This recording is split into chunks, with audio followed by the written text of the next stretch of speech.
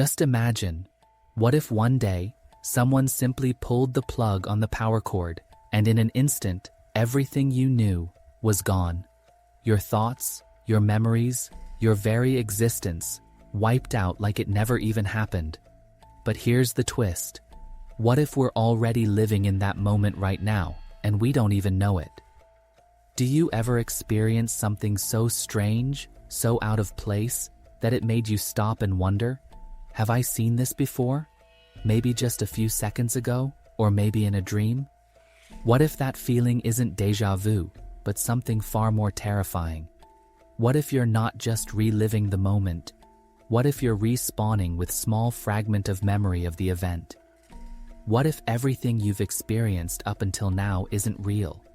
What if this world we live in is nothing more than an illusion, a simulation designed to keep you locked in a false reality? What if we're just characters in someone else's game, unaware that the rules are constantly changing around us? And here's the most terrifying part, the Mandela Effect. Have you ever remembered something one way, only to find out the reality is completely different? A childhood cartoon character who suddenly looks nothing like you remember. A famous quote twisted into something completely new. A piece of history that seems to have shifted. What if this isn't just a strange phenomenon, but proof that reality itself is changing around us? What if this is all part of the simulation? What if, like the Mandela Effect, our memories and perceptions are being altered without us even realizing it? What if, at any moment, the truth is revealed, and we're faced with the terrifying reality that everything we know is a lie? So, ask yourself this. Are we simply living in a simulation designed to deceive us? Or are we witnessing something far darker, the slow unraveling of a reality that's beyond our control? You may think you know the answers, but what if the truth is far more terrifying than you could ever imagine?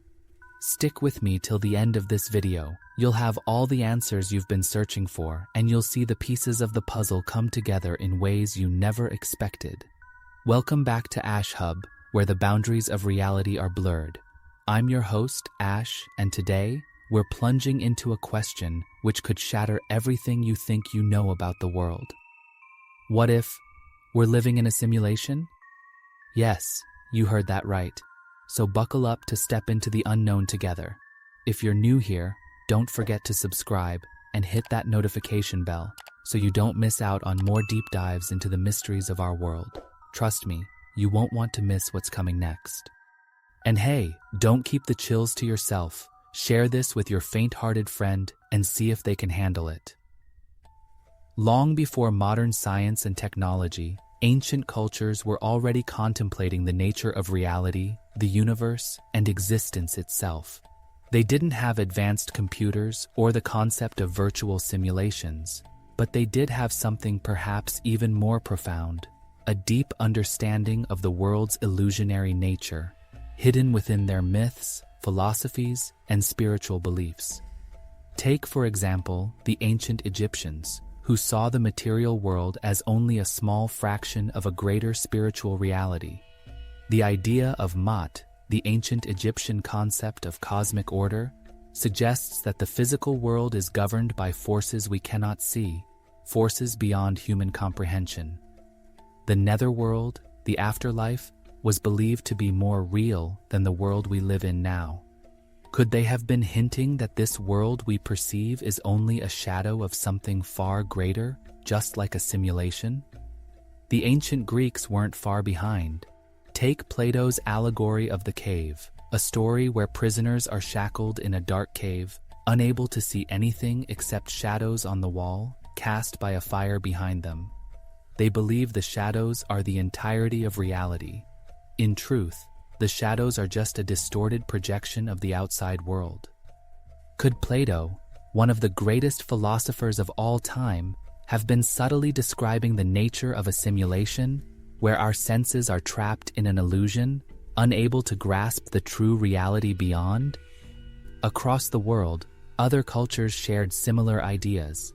Native American traditions speak of the interconnectedness of all things through the Great Spirit, a force that transcends the material world and binds everything together. Their worldview saw the earth as sacred, but also as a realm where the physical and spiritual worlds merged, where reality was fluid, and what we see with our eyes may not be the whole truth. Could these ancient teachings be telling us that we are more than just physical beings, that our existence might be shaped by a higher force, one that controls the very simulation of our lives?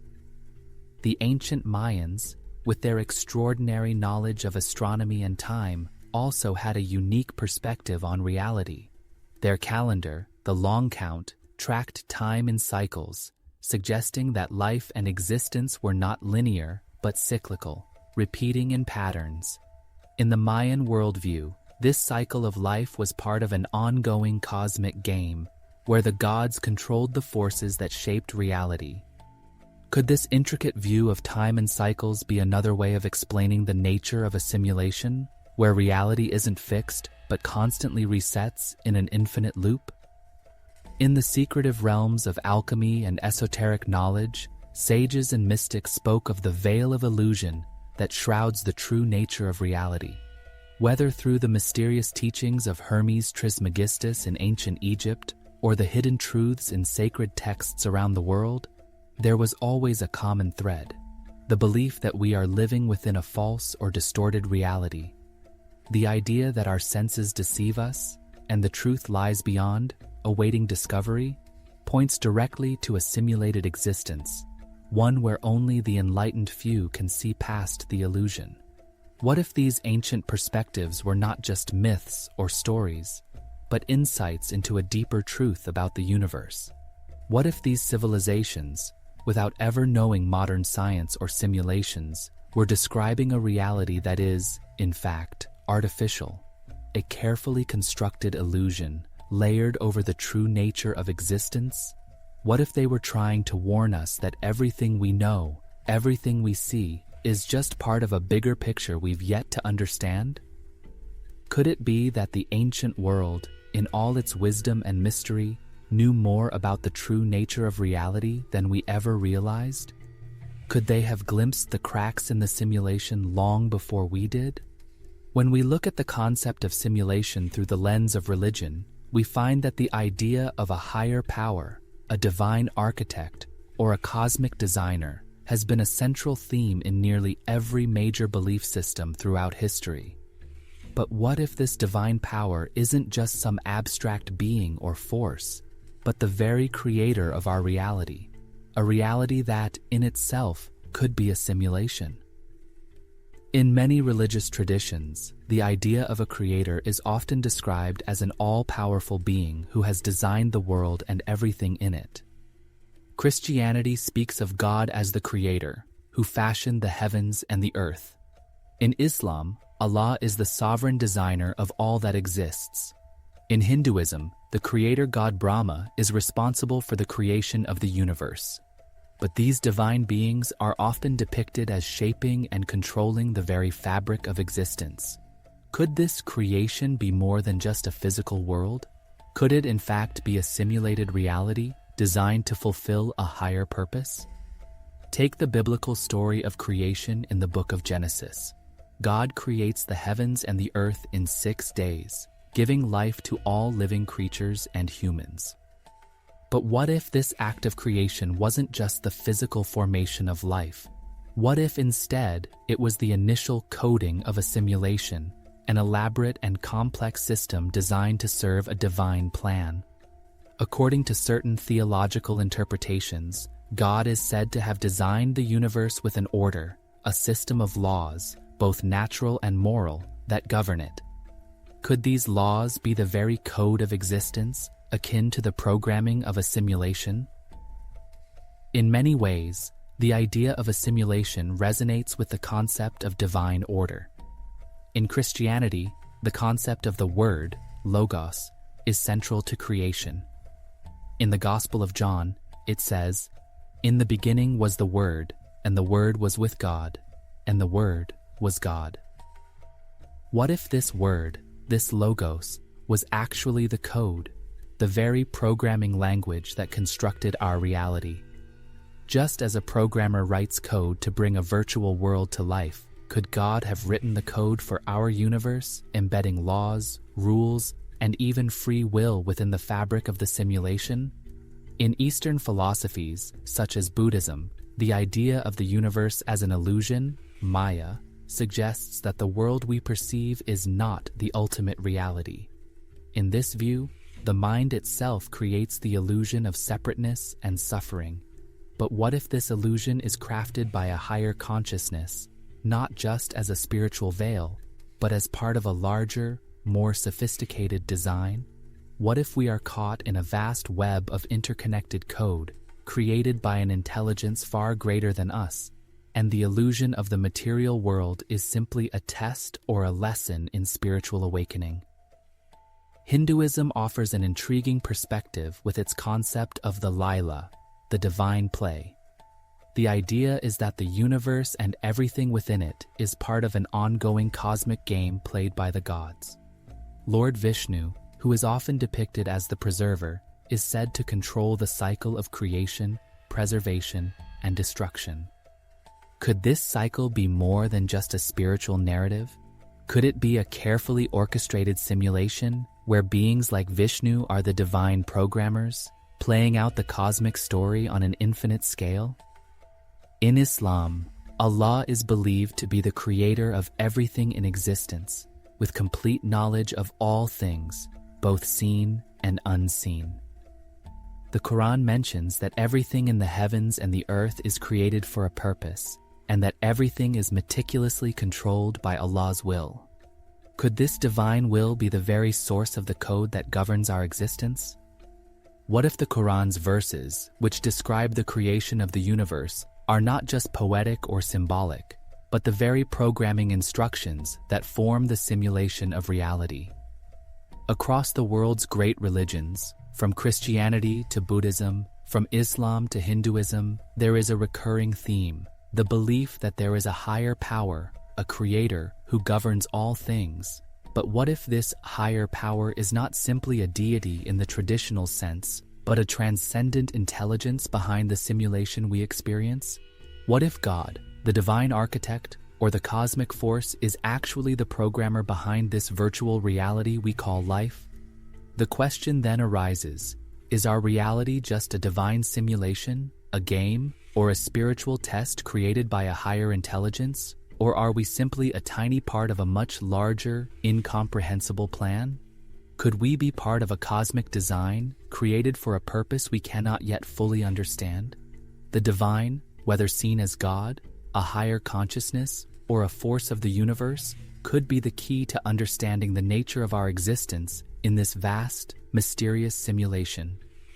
So, as we ask ourselves whether we're living in a simulation, we must consider: is it possible that the very idea of a divine architect or a higher code isn't just spiritual belief, but the key to unlocking the truth of our simulated reality? The possibility that we are living in a simulation is a theory that has captivated scientists, philosophers, and futurists alike for years. But where did this idea originate, and why are some of the brightest minds in the world now seriously considering it? To understand this theory, we must first look at its origins, scientific arguments, and the experimental efforts trying to prove it. It all began in 2003, when a philosopher named Nick Bostrom introduced the world to the idea of the simulation hypothesis in his groundbreaking paper titled, "Are You Living in a Computer Simulation?" Bostrom, a professor at the University of Oxford, laid out a provocative argument. If future civilizations are technologically capable of running simulations of entire universes, then it is more likely than not that we are living in one. Bostrom's paper posed a compelling question. If a highly advanced civilization could simulate conscious beings, why wouldn't they? After all, they would have the computational power to create not just artificial life, but entire worlds, complete with complex physical laws and living, thinking beings. This opens up a chilling possibility. What if we are not the first civilization, and what if, somewhere out there, others have already created and ceased simulations, and we are nothing more than one of them? Actually, the heart of Bostrom's argument rests on three propositions. First, human civilization could go extinct before achieving the technological capability to create simulations of conscious minds. Second, a technologically advanced civilization might choose not to run such simulations for ethical, political, or other reasons. And third, we are likely living in a simulation right now. Bostrom's third proposition is perhaps the most unsettling. He suggests that, given the number of potential simulations that could be created by future civilizations, the likelihood that we are living in the base reality, the real universe, is minimal. Instead, he argues, we are almost certainly living in a simulation designed by beings far beyond our understanding. Let's delve deeper into the scientific arguments that support the simulation hypothesis. One of the most compelling points comes from the field of quantum mechanics, where bizarre phenomena often occur. For instance, in quantum superposition, particles can exist in multiple states at once, only collapsing into a definite state when observed. Some physicists, like James Gates, have suggested that this could be a sign that the universe is being governed by a code, similar to the binary code that powers computer systems. Gates discovered what he believes to be error-correcting codes hidden within the equations of string theory, implying that our universe might actually be a vast simulation. In a similar vein, other scientists point to the strange and seemingly arbitrary constants of nature, the way physical laws are fine-tuned to support life. If our universe was simulated, these constants could be carefully adjusted, or coded, to maintain stability in the simulation. Some even argue that phenomena like the so-called fine-tuning of the universe could be evidence of deliberate design by an advanced civilization. Despite the allure of the simulation hypothesis, there are plenty of skeptics. One major counter-argument is based on the assumption that creating a simulation of consciousness would require an unimaginable amount of computational power. The sheer complexity of simulating even one conscious mind, let alone an entire universe of them, raises questions about whether such a feat is even possible. Moreover, some argue that the idea of a simulated universe is unfalsifiable. That is, it's a theory that can't be tested or proven true or false through experimentation. Some philosophers argue that the simulation hypothesis is no more than a modern version of an ancient religious belief, a form of escapism that avoids confronting the deeper mysteries of our existence. Critics also point out that even if we are living in a simulation, it doesn't necessarily change our experience of reality. Whether the universe is real or simulated, it still feels real to us. But science isn't just about speculation, it's about testing ideas. So, how can we test whether we're living in a simulation? Some physicists suggest that we could look for anomalies or glitches in the fabric of reality, unexplained phenomena that don't fit within the laws of physics as we know them. For example, could the Mandela Effect, with its shifts in memory and collective experience, be a sign that the simulation is malfunctioning? Or could quantum fluctuations, which seem to defy the rules of classical physics, indicate that we're living in a simulated world? One approach being explored is the idea of searching for evidence of computational limits within the universe.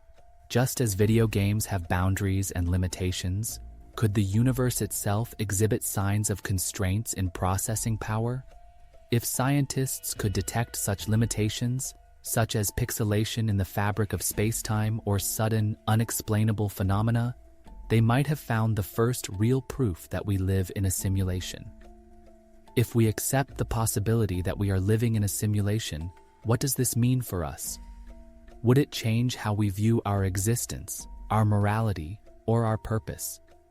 If our entire world is nothing more than lines of code, can we ever truly have free will? Are we just characters in someone else's game with no control over our fate? Just like a chicken being butchered over someone wishes to please their taste buds. And what about the creators of this simulation? Are they watching us? Are we part of an experiment, or are we just a random product of a virtual universe? Perhaps the most terrifying implication is this: if we are indeed living in a simulation, then the very nature of our reality is contingent on forces far beyond our control, and we may never truly understand the rules that govern our existence. The truth is, we may never know. As long as we continue to play by the rules of the simulation, we may never detect the lines of code that bind us. But perhaps that's the greatest mystery of all. The idea that we might be living in a simulation, a grand illusion, and we are none the wiser. I've often wondered, looking at the world around me, at the everyday details we take for granted, like the sound of rain, the warmth of sunlight, the laughter of friends, and I can't help but wonder, what if all of this is just a carefully designed experience, a set of codes and algorithms running in the background of a universe too grand to fully understand? What if every emotion, every decision, every breath we take is part of something larger, an endless simulation running its course which we call as destiny? From my perspective, there are moments when the boundaries of reality seem to blur. It's like stepping through a veil, a fleeting moment when everything feels off, like a feeling of déjà vu, as if I've lived through this exact moment before, but I haven't. Or have I? With feeling of Mandela Effect, doubting either own self or the fact which we take as a reverse. These strange, seemingly insignificant moments have made me question everything. What if those glitches in reality, the déjà vu moments and the Mandela Effect, are more than just tricks of the mind? What if they're subtle hints that our existence is not what we think it is? That every now and then, the simulation flickers, showing us a crack in the facade. It's like the universe itself is playing a game, testing our awareness, challenging us to see the unseen boundaries of our reality by giving a hint. But we're too caught up in the illusion to notice. In those quiet moments of reflection, I can't help but wonder, could the universe, in its infinite complexity, be aware of us, watching us, manipulating us? We think we have free will, but what if that too is an illusion? A carefully designed mechanism within the simulation, where our choices, no matter how independent they seem, are already written in the code of the universe. If we truly live in a simulation, then the very fabric of our reality, the laws of physics, the way we perceive time, even our consciousness, could all be constructs. And I wonder, where do we draw the line between what is real and what is simulated? How can we know the difference if the simulation is so convincing? And what if the key to understanding this game is not just about observing the universe, but about transcending it? What if our ultimate purpose is to break free from the simulation itself? But here's the most unsettling thought. What if, in this infinite game, we are not just players, but experiments? What if the boundaries of our reality are constantly being tested, shifted, and redefined, all to see how we respond? Are we simply pawns, living in a game far too complex for us to understand? Or are we the ones running the simulation, playing in a world of our own creation? As we've journeyed through these perspectives, from the scientific to the ancient, from the religious to our own, we've scratched the surface of a question that's been haunting humanity for centuries. Are we living in a simulation? And yet, despite all the theories, the evidence, the speculation, we're left with a chilling and inevitable truth. We are left in a dilemma, a paradox that we cannot escape. If we accept the possibility that we are in a simulation, then what does that mean for our existence, our purpose? Are we just a set of equations, an experiment designed by beings beyond our comprehension? Or is the reality we see, feel, and experience truly all there is? But perhaps the real question is not whether we are in a simulation or not, but rather, what do we do with this knowledge? What happens when the very foundation of reality is called into question? How do we live knowing that everything we perceive, everything we feel, could just be a fleeting moment in a grand, unknowable game we are all players whether we like it or not?